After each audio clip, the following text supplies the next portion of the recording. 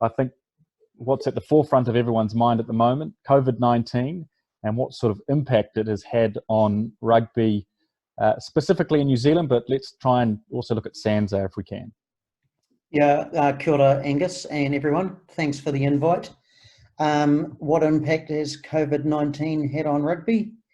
In one word, massive. In simple terms, my boss described it like this today. We're a bit like Air New Zealand. If Air New Zealand can't fly, they don't really have any income. And in rugby, if we don't have rugby on television and have people coming to games or watching games, then we don't have income.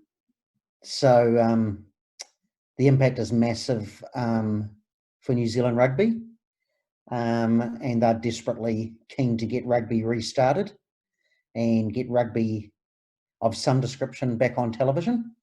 And obviously that's going to be challenging with the government alert levels, and people's safety comes first. And hearing quite a bit from overseas as well, from other referee managers and referee friends. Every country is impacted. Some worse than New Zealand, some a lot worse than New Zealand, and some similar to New Zealand.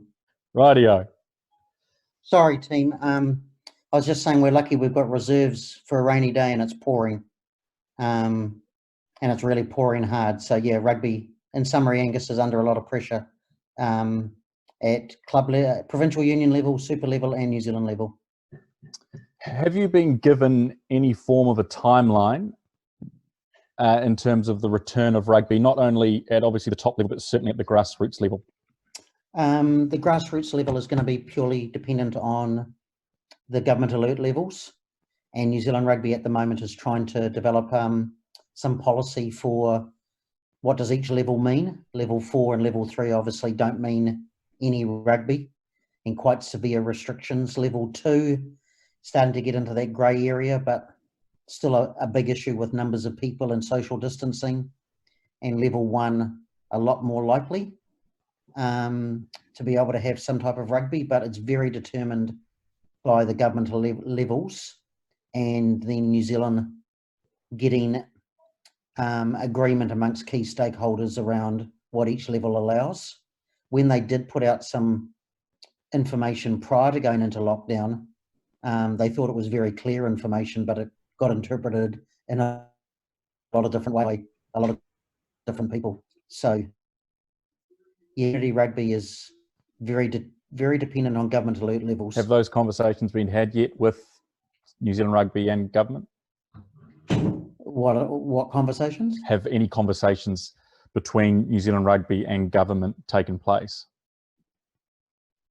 Oh yeah, ongoing, I'd say. Ongoing. Very connected into the government and all the advice coming from the government. There's massive work streams going on at real high level, as you could imagine. We've got our own medical committee that meets 3 times a week, and they're getting direct information from the government. All right, there's obviously a lot of uncertainty. We're in unprecedented times, arguably the most overused term going around at the moment. But let's take the opportunity to paint a picture and create a hypothetical. Let's say you're the designated survivor, Bryce. And for those who don't know what the designated survivor is, great series on Netflix, actually. There's a guy a low MP, say, who sits in another room when the president and the vice president and the speaker of the House in America are all in the same building, normally the State of the Union address. And there's a person who is deemed the designated survivor, just in case something is to happen to all of them, who then is put in place as president. So let's say you are the designated survivor and you have to make all the decisions. Something horrific happens and you have to make all the decisions.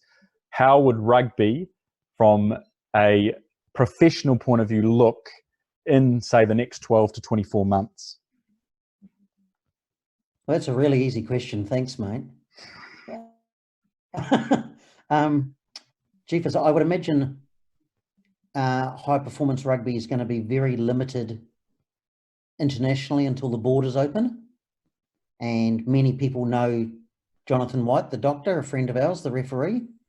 And I was having a virtual beer with him on Friday night. And obviously he's right in to the medical stuff, and it was a very interesting hour. He thinks a vaccine will probably take a minimum of 18 months, because not only do you have to get a vaccine, but then it needs to be heavily tested for quite a lengthy period. So I'd imagine any rugby across border will be really challenging. The opportunity that creates is to have some fantastic rugby in New Zealand. And, you know, potentially they're hoping to have a Mitre 10 Cup and a Farah Palmer Cup. And if we did have that, we'd have all the All Blacks and Black Ferns playing. Potentially some of the Sevens, All Blacks and Black Ferns potentially playing to get some rugby. And I could imagine it could be like 10 or 15 years ago when you had domestic competitions with the very best players in New Zealand playing for their provincial union and the pride of their province. That would be exciting if that could happen. Certainly would. All right, we'll move away from COVID for the time being. We do have some questions flooding in, so keep them coming if you do have any. Emily raises a good point. For those of you who don't know, Bryce is the referee manager of New Zealand Rugby Referees, and I am, contract hasn't finished yet, a national squad member of the New Zealand Referees High Performance Squad until the end of the month. But we also have some questions. Shem Harris has got a couple of questions, a little bit more game focused. Given that in the short term we won't be reffing any games, can you share, Bryce, any tips and ideas for how we can effectively develop our skills aside from getting out and refereeing games of rugby? Good question. Yeah, great question. And one of the biggest challenges for any referee at any level around how do you actually practice your craft. One of the questions that we talk with the professional referees quite regularly about. It's a really hard thing to practice refereeing, because we normally practice by actually refereeing games, and we can't really go to a training on a Tuesday and Thursday night and practice our skills that easily.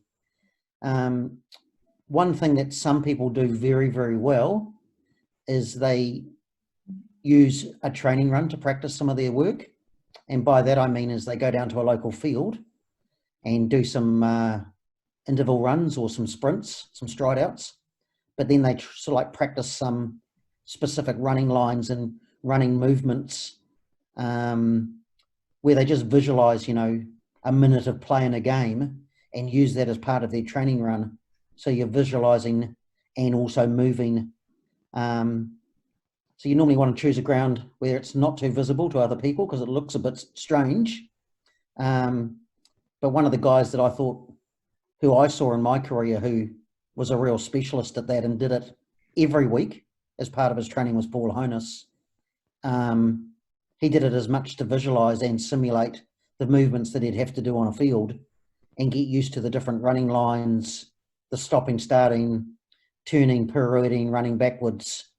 So all those things that you have to do in a game, he didn't take the attitude, well, I'm never going to practice what I have to do in the game. I'm actually going to try and simulate it the best I can. Now, ideally, you'd do that at a team training, but when there's no teams training, you'd have to jog down to a field and do a bit of gut bust work and then simulate some of that as part of your training. I think that would be one way to do it. And obviously, another way is to watch some footage of other older games and try and have a specific focus of why you're watching, say, 20 minutes of a game. And it might be, I really want to watch 20 minutes and I want to watch how the referee positions himself at the breakdown and how he or she communicates at the breakdown. And that's all you're really watching. So you're trying to not watch the whole game. You're trying to watch it for a specific purpose. So that'd be two suggestions, Angus. Just to lead on from that, Bryce, do you think there would be a place for virtual reality goggles to be used as a form of training mechanism? Yes. Yes is a simple answer without having a great deal of knowledge. I know the All Blacks have been experimenting with some of their playmakers wearing virtual goggles. And I know that someone like Chris Pollock, who some of you know, who works a little bit for New Zealand Rugby in a coaching and analyst space, is quite keen on that type of technology. And I know some of his referees that he's coached locally, for example, have worn, one of the head cameras. So then when they review their games, what they can actually see through the camera is some of the footage that they review.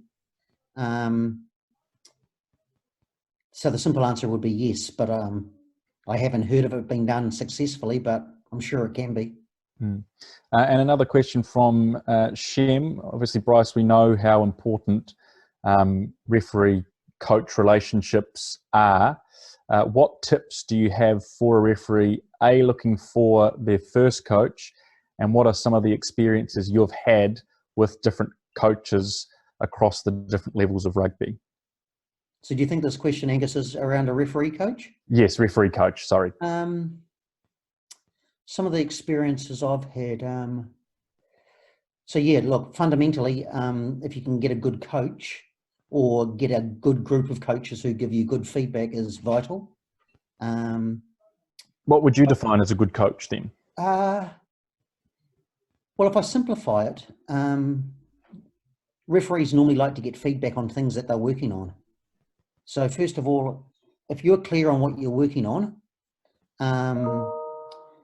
and you had 1 or 2 goals for the game and you told the person coming to watch you, the coach, that you'd like feedback on these 2 things, and then if the coach was skilled enough to be able to observe those 2 things and then take you through a series of questions so you could explore those 2 things, that would be really good coaching. Really good. And the coach doesn't have to be the expert. They just have to be really good at asking the right questions. At a higher level, my experience of really good coaching comes down to people who, A, got to know me quite well, got to know what I was good at, what my strengths were, but also not what my weaknesses were, and helped me plan where I needed to put my attention and my effort. So many on the call will know Rod Hill, who sadly passed away not so long ago, but he was a coach of mine near the end of my career for 5 or 6 years, and he never once told me what to do over that time, but he definitely helped me plan what were the things that could make the biggest difference in my refereeing, and then he would help me work out what those 1 or 2 things were, and then work out a plan. So if we're going to go from here to here, what does each step look like? So he was a really good thinker around how to plan. And if I use my own personal experience, and I'm not saying I achieved these things at all, he challenged me once, if you're going to be one of the best in the world, what do you think you need to be the best at?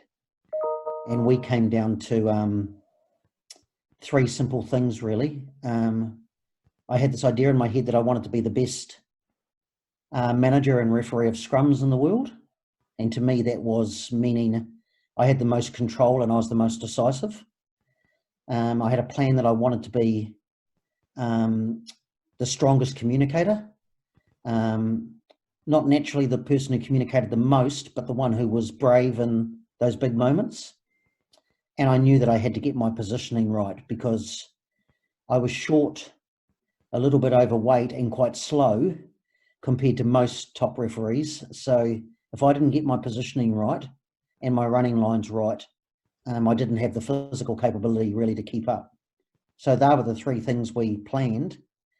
And then we worked on those 3 things for 3 or 4 years, really, and just stuck to that plan, really. And so how long did it take, because you worked with them, what, six years?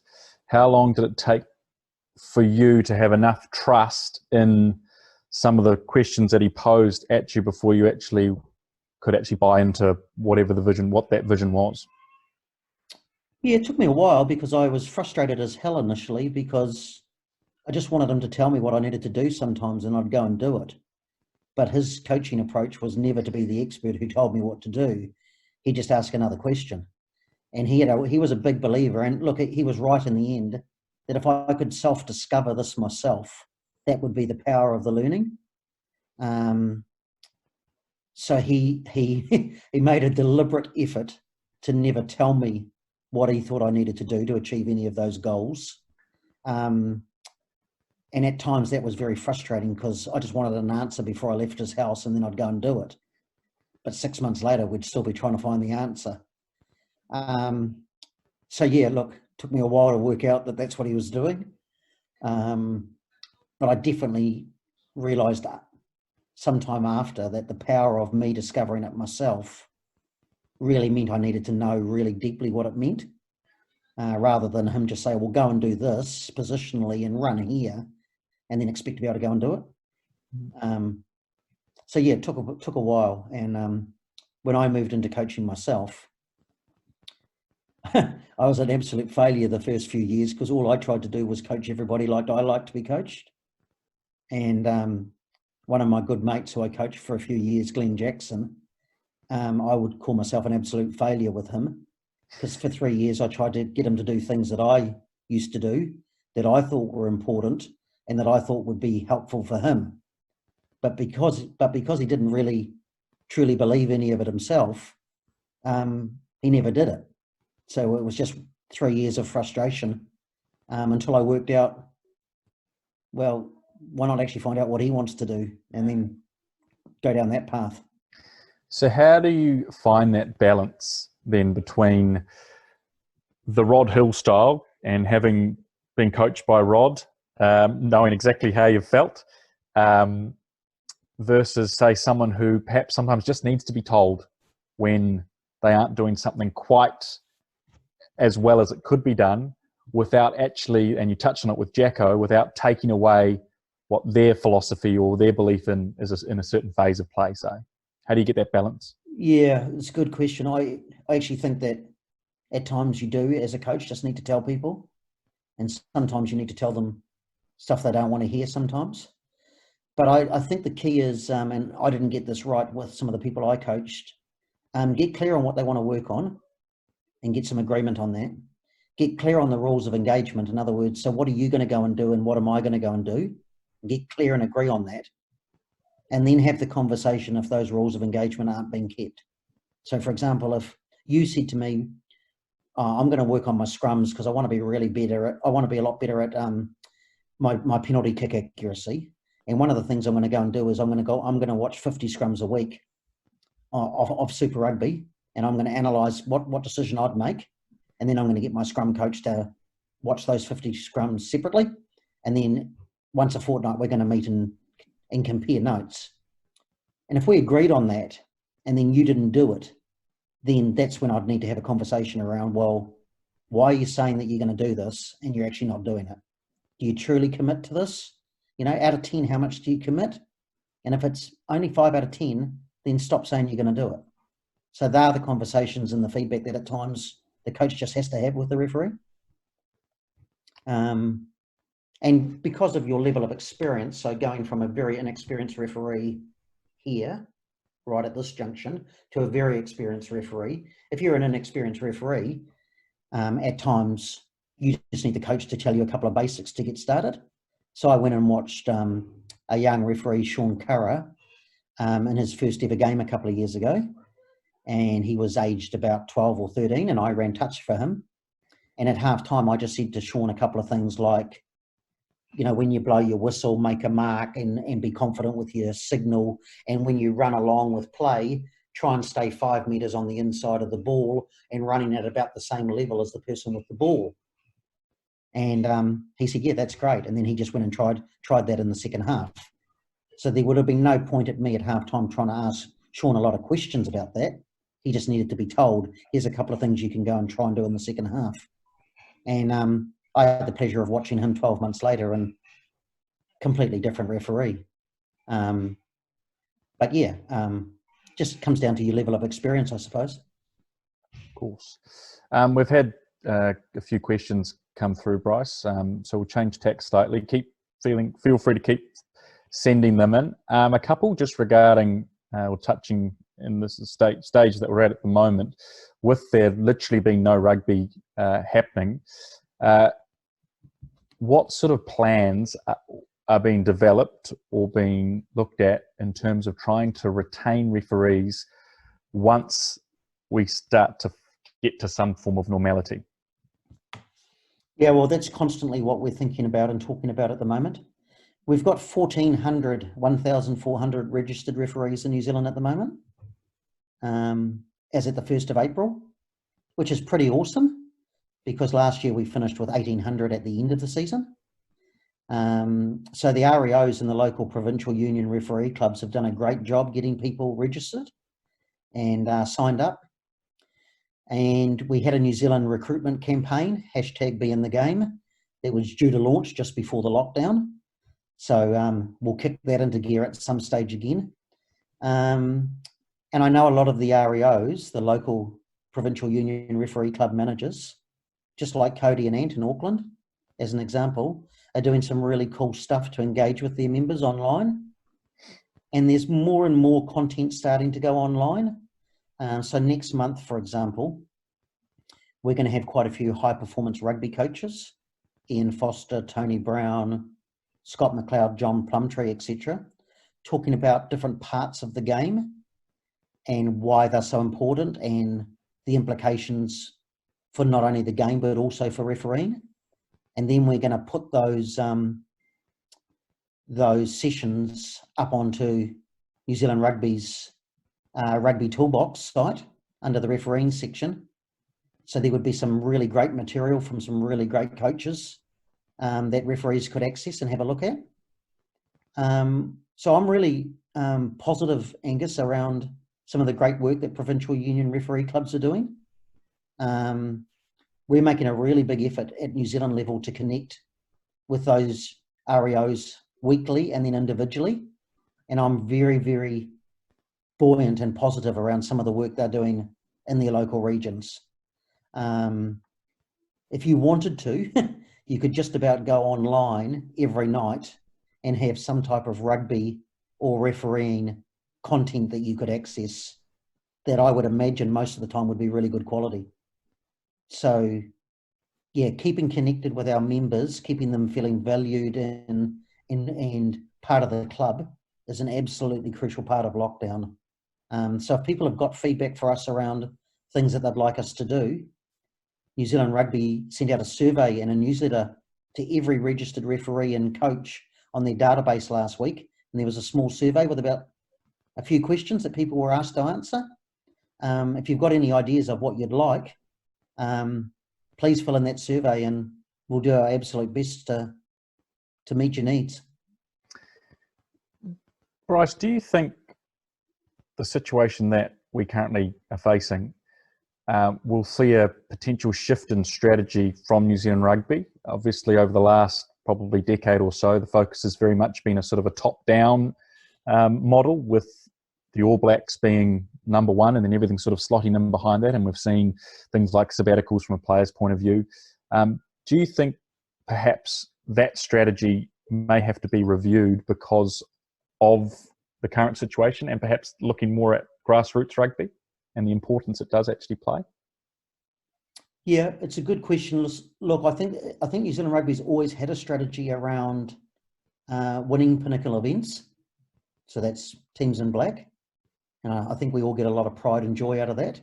It is also very good for the financial part of the business. And ultimately, you can be as critical as you like about players and things like that, but they are the ones that earn the money. So we need them and we need them badly. So, but New Zealand Rugby's also had a massive strategic goal that they've always had about inspiring and unifying the country. And that means community level rugby. I think everyone at New Zealand Rugby knows that the importance of making community rugby special and getting our communities back playing rugby, back at the rugby club, having a beer or a wine, having families together at the rugby club, or having families together at rugby, watching their kids play, watching the senior team play, and being able to go in for a beer afterwards is a vital part of rugby and New Zealand. So I think New Zealand Rugby, Angus, has always had two clear strategies. One about inspiring and unifying, which is at all levels of rugby, but also it's very proud that one of its strategies is to win pinnacle events. Keep your questions coming in, guys, if you do have any. We'll change tack again a little bit, Bryce. You refereed, I think it's 201 first-class games of rugby, a couple of World Cups, British and Irish Lions test matches, Tri-Nations. You name it, you've pretty much done it. What would be one of the more memorable occasions for you? Not necessarily game-wise, but it could be something within a game, off the field. What would be something that stands out as a highlight for you? Oh, I think probably my first ever NPC Division 1 game, which was Southern Otago down in Invercargill, which is obviously quite a big local derby. Special because I was lucky enough to have my parents fly down for that and surprise me on game day. And special probably because I know I'd worked for, I was having a look at the stats today on my wall a little bit. I think for about 10 years I'd refereed, maybe even longer at that stage. So I'd worked really hard to get that opportunity, and then for it to go pretty well, and then have my parents there. Yeah, that was a special moment that meant a lot.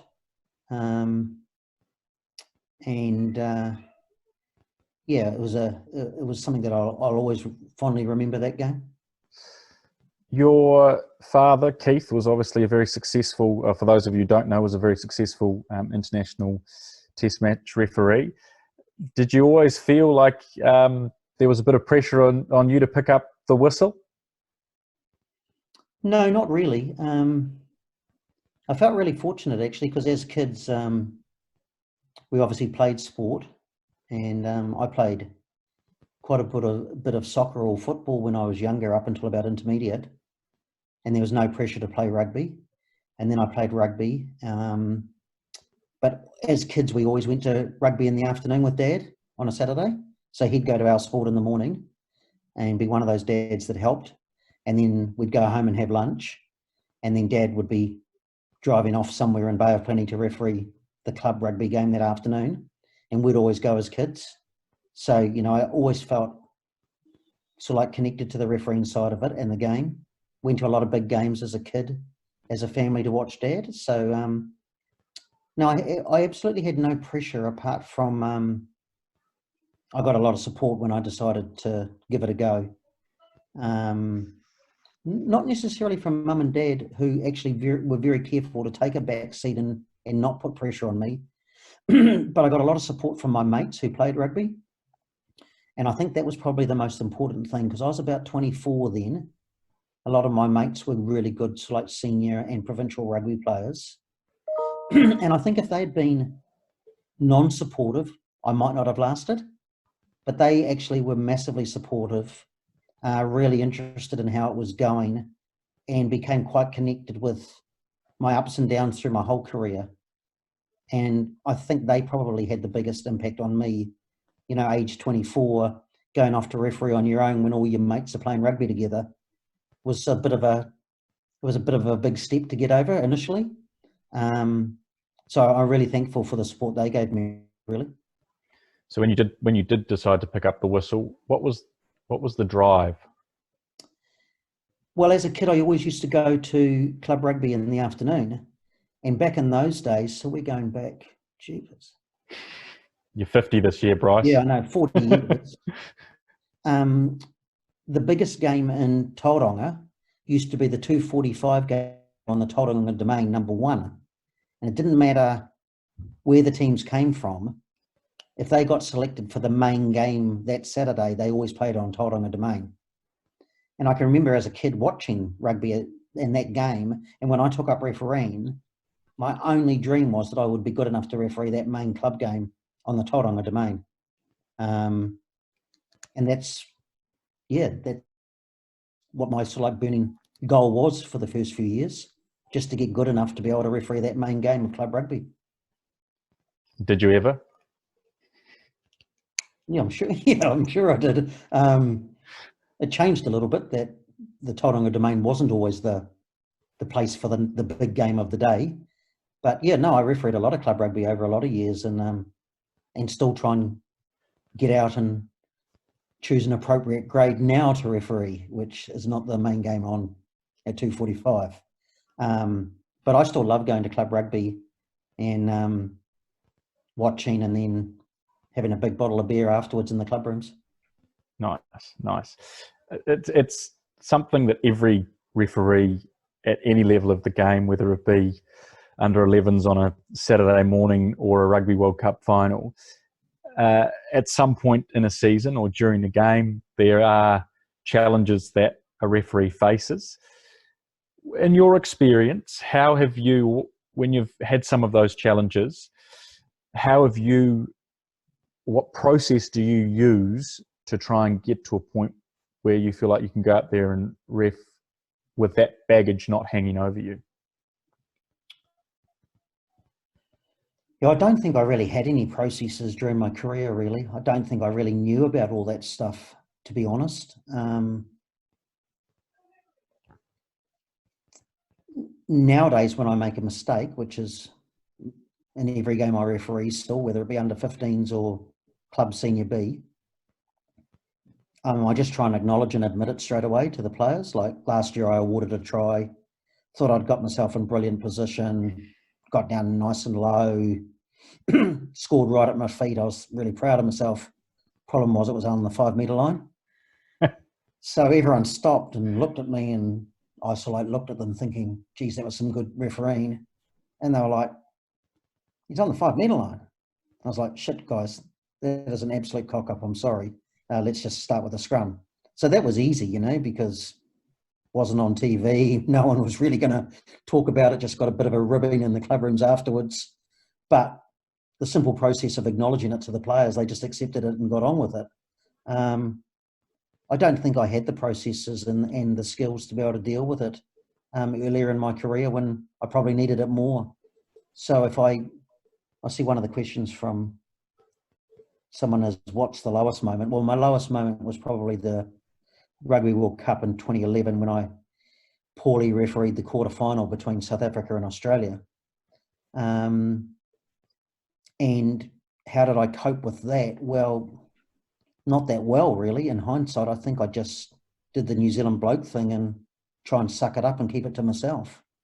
But I don't think I really understood that it was probably 12 months later that I actually started feeling like I wasn't carrying the weight of the world on my shoulders. So I would have thought, in hindsight, I was probably quite depressed for 12 months, but didn't actually know I was depressed, just didn't feel well and didn't feel myself and felt a lot of embarrassment and felt like I'd let a lot of people down. But I think in hindsight, the more I learn about it now, I would have thought if I'd been to a medical doctor, they would have probably said, look, mate, you're depressed and you need some help and you probably need to get some counselling and talk your way through this, which I didn't do any of that. So I guess that leads me to my next question. What would you do differently if you're in that same situation? Oh, ask for some help. Like I had mates asking me, good mates, saying, mate, you know, you must be going through a bad time because we're reading what you're reading and this can't be too pleasant. And I just sort of like tried to do the old, no, sweet mate, I'm all good, you know, blah, blah, blah. But I think they knew that I wasn't, but they didn't want to pester me. The bravest thing for me to do would have been, mate, I'm really battling. Can you give me some help? And there would have been plenty of people or ways to get help. But I wasn't prepared to be vulnerable, Angus, and I wasn't prepared to ask for it. Tried to just deal with it myself, and in hindsight, I dealt with it poorly. That sort of segues nicely into Warren's question just around New Zealand rugby championing a more psychological or mental approach to referees and refereeing. Is that something that you're a big exponent of? The mental pillar? Yeah. And that off-field support with, say, sports psychologists. Yes, I definitely think there's so much to learn about yourself, and you know, while people laugh a little bit at a great mate of mine, Steve Walsh, you know, who was a fantastic ref and obviously went through a few challenges himself. He's now got that tattoo on the inside of his arm. He who controls himself controls the game. And everybody thought he was a bit loopy getting the tattoo done, but I actually think it's very relevant.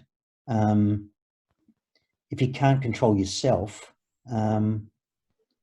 and control your emotions and control how you feel and how you handle pressure, then you can't control the game. So I don't know if it's so much mental skills, but learning about yourself, what makes you tick, how you handle pressure, what are the signals when you know you're under pressure. The other things that I just wish, Angus, I could start my career again and know what I knew now and be able to put some of it into place, because I only learnt it too late, sadly. So yeah, I'm a big fan of that. And Colin Hawke, who a lot of you know, good friend of mine and also a fantastic referee and a very good referee coach. He thinks that the elite level of refereeing, whatever you want to call elite, provincial refereeing and above, is just all about the top 2 inches. It's not about how fast, how fit, how technically good you are. It's about the top 2 inches. And I think by that he means how you control yourself. Great insight, Bryce.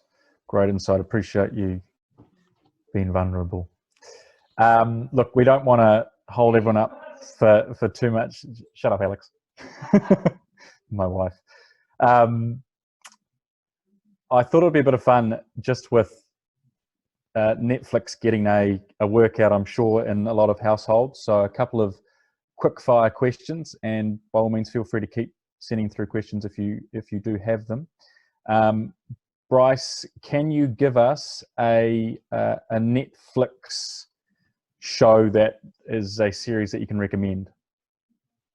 Well, I've had Netflix for 2 years and I've only watched it in the last 2 weeks. And I've only watched one show ever and I'm absolutely loving it, Peaky Blinders. Oh. I love watching it. It's the story of these Birmingham gypsies, and they run the city type of thing, and they do lots of dodgy stuff. They drink a lot, they gamble a lot, they beat people up who get in their way. I really like British drama, and yeah, I'm really enjoying it. I'm slightly embarrassed to say I've never watched any other Netflix in my life,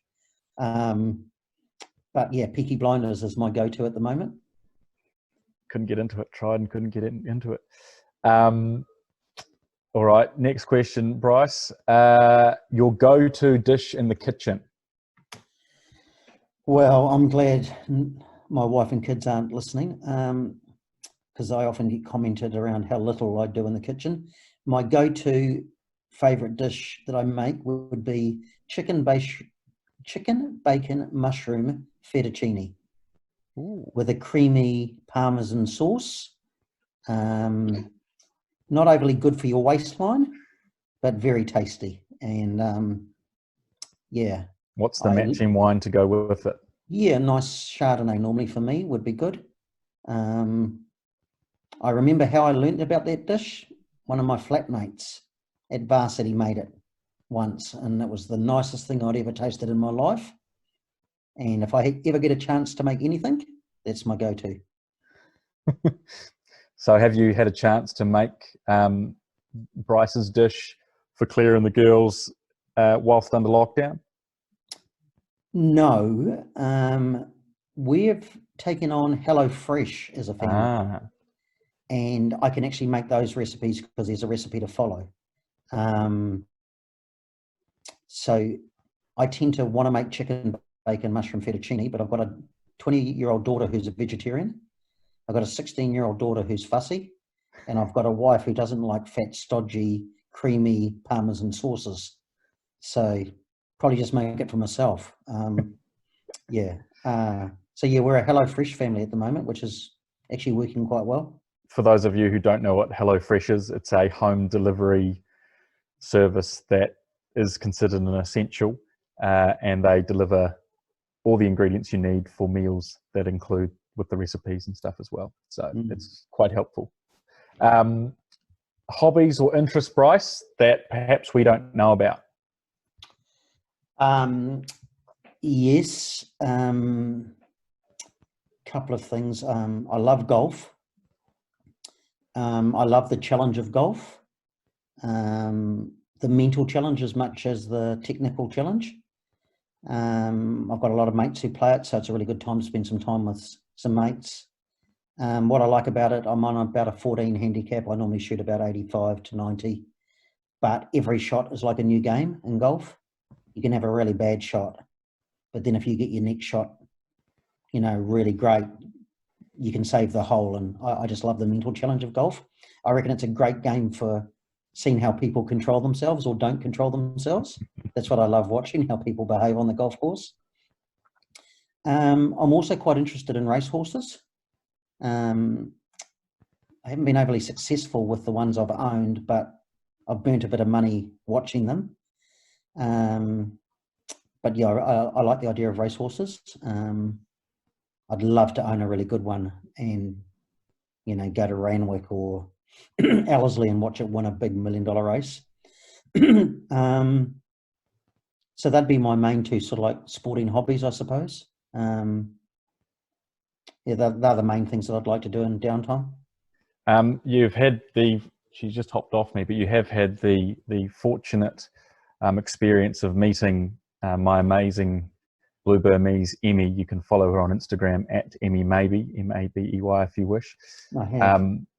She was a big fan of you. You not so much of her. So what's your favourite animal? Well, horses. Yeah. I used to have cats when I was younger, and we've had them as adults. I'm not a big fan, but they tend to sense that you're not a big fan and hang around all the time. I'm generally, I'd say I'm scared of dogs, but I can get a little bit better with ones I know, but I'm not really that brave around dogs. And I'm not brave around horses either, but I absolutely admire the power and beauty of a horse. So that'd be my favourite animal. But yeah, I generally stop conversations about pets pretty quickly at home. Is the family keen, are they?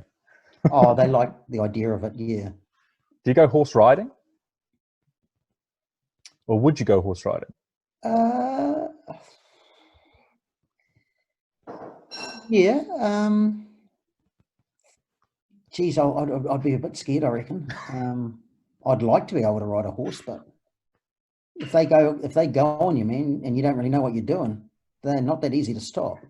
I watched the pro referees last year go to it was a leadership personal development 2-day event in Otaki where it was based on horses and being able to lead and train horses and get horses to do what you want, because horses are a great reflection of who has the power and who's in control. And fascinating watching. And in some ways, I was really glad that I wasn't in the pen because it looked bloody challenging. And you know, some of these horses were massive and some of them were quite small. But watching the owner of that place and his control of a horse was unbelievable. Just out of curiosity, who showed of the New Zealand professional referees, who showed the most adept skill with a horse or most control? Oh yeah, it was interesting. They all thought they had slight skills in it. Probably Paul Honus, who is the coach of the pros. He was pretty good. He'd grown up around horses, he told everyone, so he got out there and strutted around like he was Chris Waller at Randwick training Winks or something. But he didn't get all his own way, but he was probably the most natural around them. It's kind of a strange analogy or comparison, but watching or seeing how difficult it is to control horses, who would have been one of the more challenging players that you've had to referee in your time?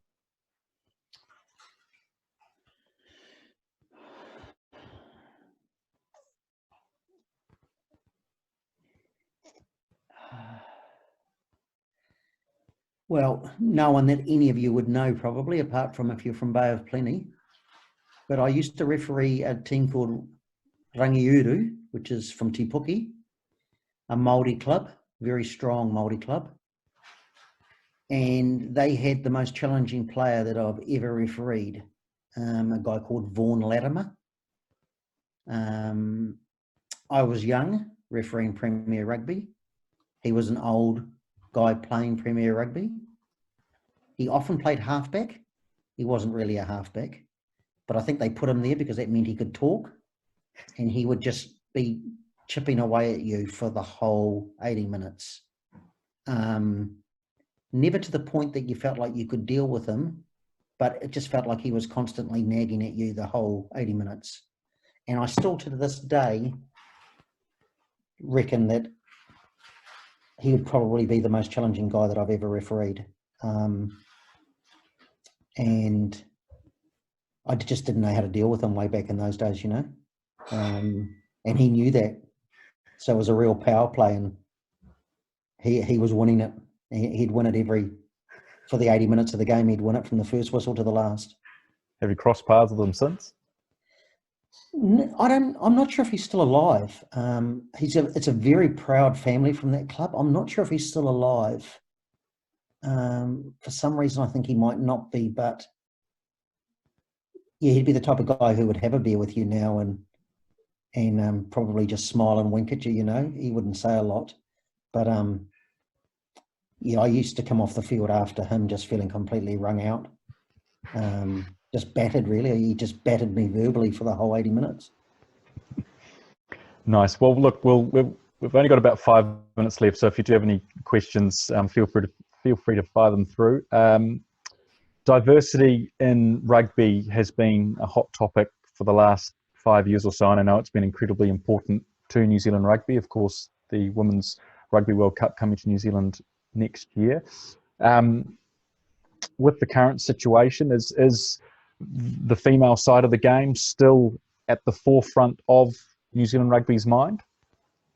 Yep, it is. It's a very big strategy for New Zealand rugby with the Rugby World Cup 2021 only 18 months away. Emily and I, Emily, the New Zealand Rugby Women's Referee Manager, and myself have just actually in the last 2 weeks started working on the Rugby World Cup 2021 with other staff from work. And also today we just had a meeting with Elaine Roland and Alhambra from World Rugby. It's really nice, Angus, to have that positive project to look forward to. That could be massive for rugby in New Zealand if it comes off well, even with COVID-19. And I think it will be massive for the women's game. So because that's such a key event, that's sort of like the real centre for the women's strategy over the next 18 months. Women's rugby was the fastest growing part of the game in the last 3 or 4 years. It'll really be interesting if COVID-19 impacts that. But I'm really optimistic that the Rugby World Cup 2021 could be a great celebration of women in rugby. We've obviously got great players in New Zealand, and we're starting to get some very, very capable women referees in New Zealand too. So, yeah, women's rugby is a big part of New Zealand's strategy for the next 18 months, and I'd imagine post 18 months as well. All things getting back to some form of normality, say within the next 3 months, what would be, from your position as referee manager, what would be the ultimate for you, and how it sort of unravels, say in 12 months' time? If we're sitting here having this conversation in 12 months' time, and you look back of what we've been through and all the levels and stuff, and I realise that there's an element of it that is out of anyone's control, what would you hopefully look back upon and go, we actually did a right out of this in the end? Really vibrant, successful provincial union referee clubs with really great culture and really members who are loving their sport and loving being part of their club. That would give me a real thrill. I thought at the beginning of this year, 2 weeks before lockdown pretty much, I said to Mark Robinson, the new CEO, in Gisborne at a Surf Lifesaving Carnival, Mark, I reckon New Zealand refereeing's in the best place I've seen it for some years. There are so many provincial union referee clubs and REOs that are absolutely humming, ready to start the season in the best shape I've seen them for the last 3 or 4 years. So I was really, really excited around what we were going to do this year. So if we could have really thriving clubs with members loving their sport and loving their friendships, that would be a massive for me. If we could have a really great Whara Palmer and Mitre 10 season at the end of this year sometime, where some of our non-professional referees got to referee some elite teams, including All Blacks, alongside our professional referees, would be fantastic. And in 12 months' time, if we knew that Rugby World Cup 2021 was only a few months away and we were ready to host a spectacular event for women's rugby, if we could tick those 3 boxes, I'd be pretty pleased with what we've achieved. Nice.